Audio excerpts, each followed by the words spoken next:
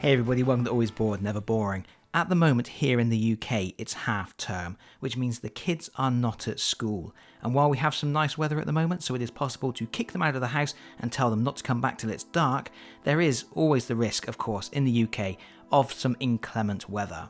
So it's nice to have some family games around, games that are easy enough for the children to understand, but which are entertaining enough for older siblings and parents as well.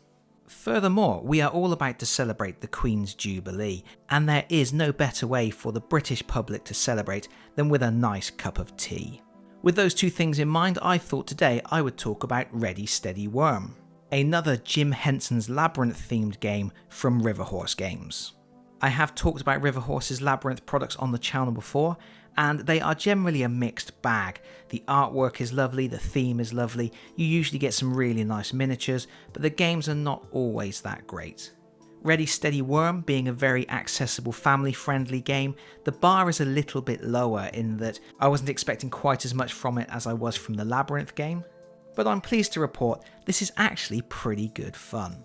In this video I'm going to show you the components, I'm going to very quickly go through the rules and talk a bit more about it in general. But before we open the box, I do just want to show you something. One of the things that Riverhorse are quite good at doing is adding some special little touches to their design elements.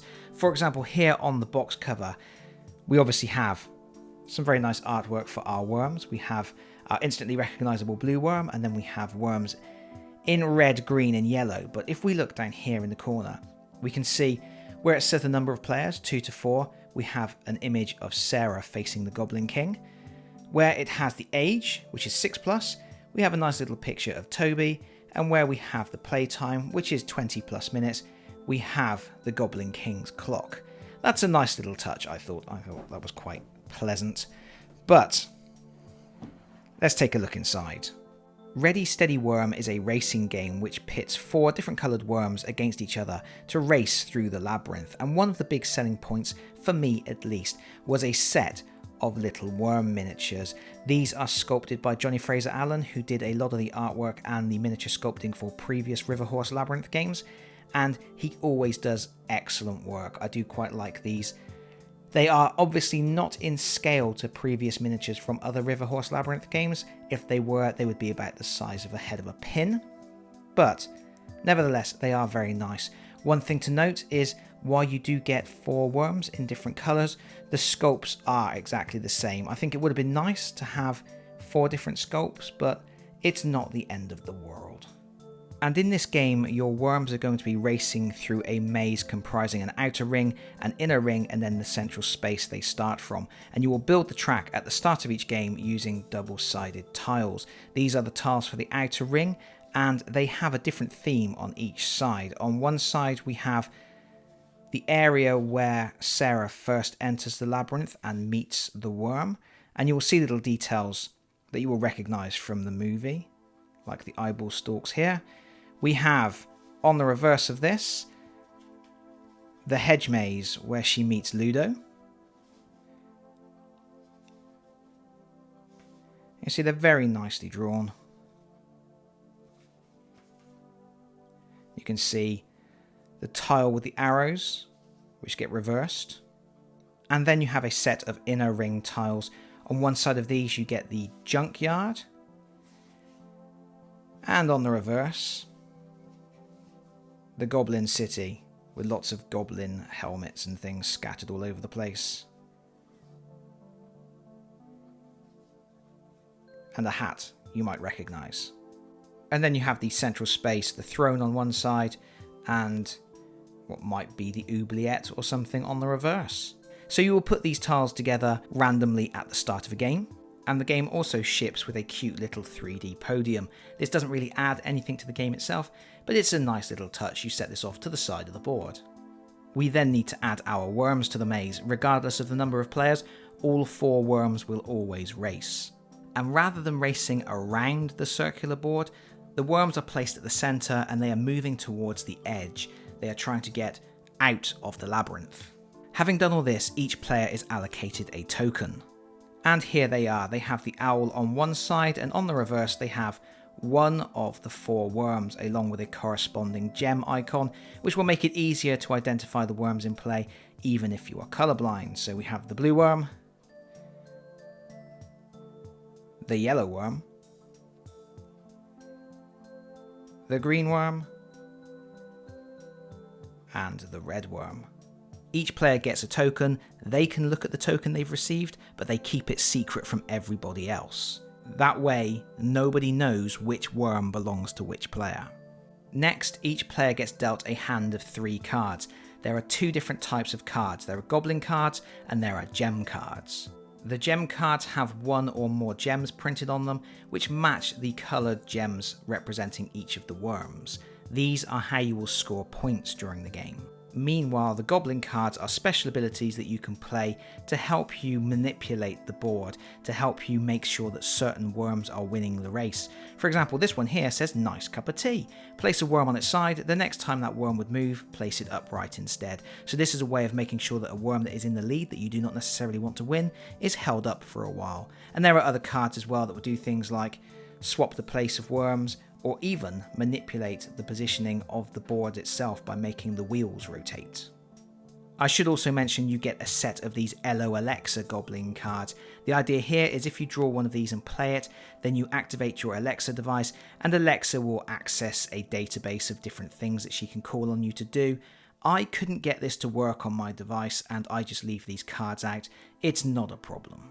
But anyway, we're set up to play, and the idea here is very simple. You are trying to get the most points by the end of the race, and you will get those points by making sure your worm wins, but also by placing bets cleverly on other worms that you think are going to place well. And on each player's turn, they will start by rolling the special movement dice.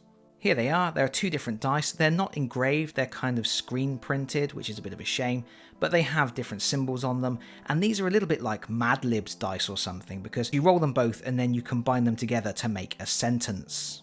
First you look at the white dice, and the white dice will tell you which worm is going to activate. So this is the yellow worm will. This is the green worm will. This is the blue worm will.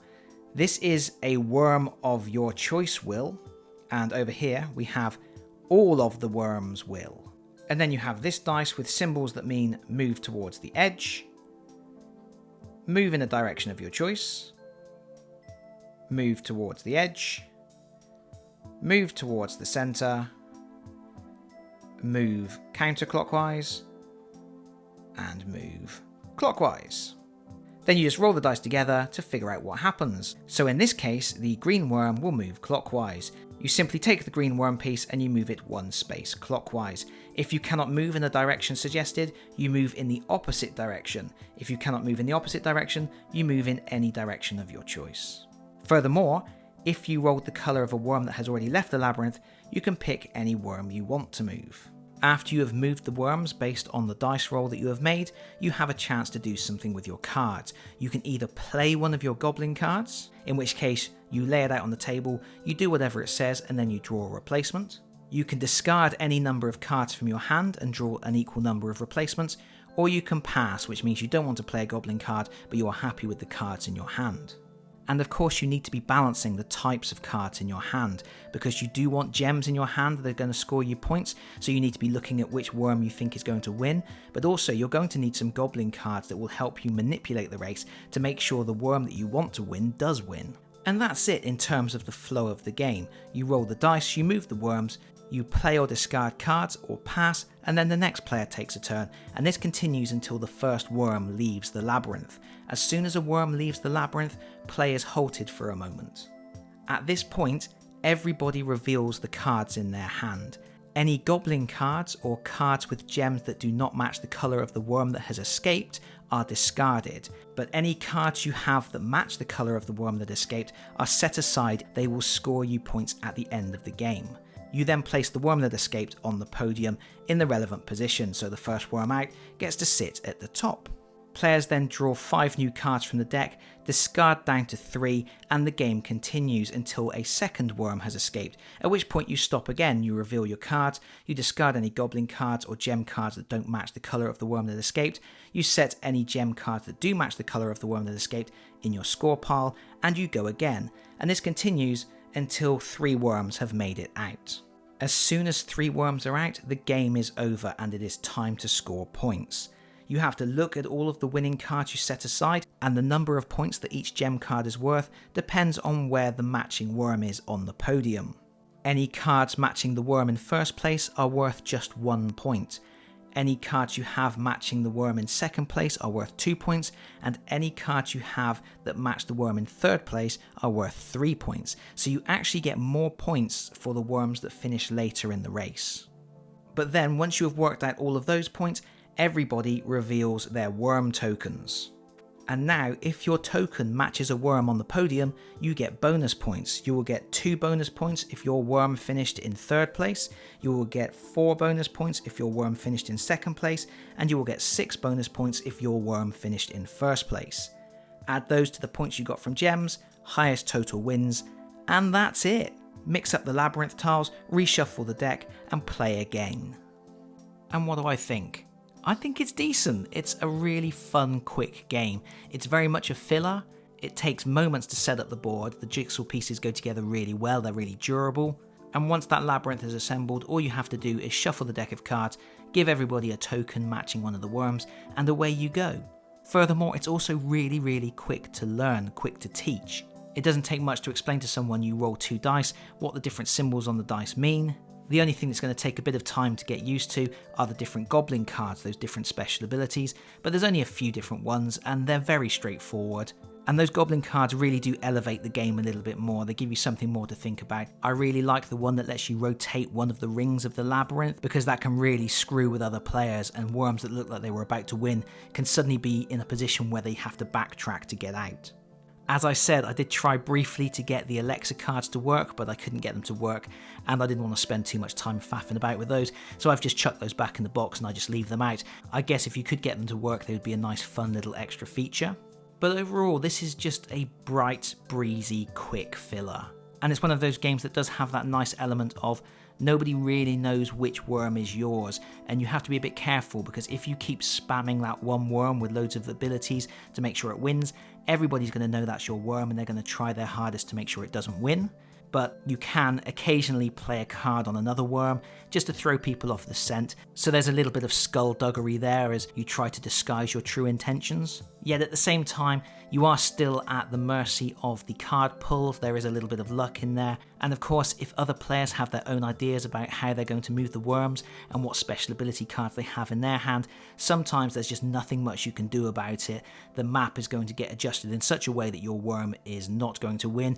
But then, if that happens, you have to start relying on placing clever wagers. You have to try and make sure you have those gem cards that match the worms in your hand. And yes, of course, luck again can cause a problem there. If you just don't draw the gem cards, you just won't score points. I do think skillful play is more important than luck, but luck definitely plays a factor. And that's fine as well. A bit of luck can help to level the playing field for younger players getting involved as well.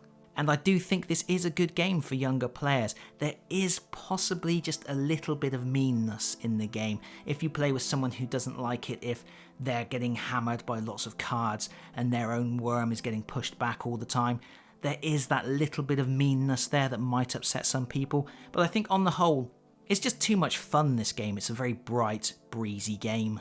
And because it only takes about 20 minutes to play, even younger children with short attention spans are going to be able to see it through. And you know, who doesn't want to race cute little worms around the labyrinth? And yes, that IP is a big draw as well. The artwork on the boards, the little miniatures, the little references to the movies on the cards and in the artwork. This picture as soon as you open the rulebook. Ello. Riverhorse know their market, and they know that a lot of people are going to be interested in seeing this game just for those little touches, and they have done a good job with those, I think. Overall, it's not an amazing game. It's not groundbreaking, it's not revolutionary, except for when the board revolves, I guess. But it's quick, it's cute, it's fun, it has a strong theme, it's accessible, and I think it's perfect for family night, with a nice cup of tea, of course. But that's it from me for now. Thank you so much for watching. If you've enjoyed this video, please consider pressing the like button. If you've really enjoyed the video, please consider subscribing if you don't already do so. And hopefully, I will see you all again very soon. Bye bye everyone. Bye bye.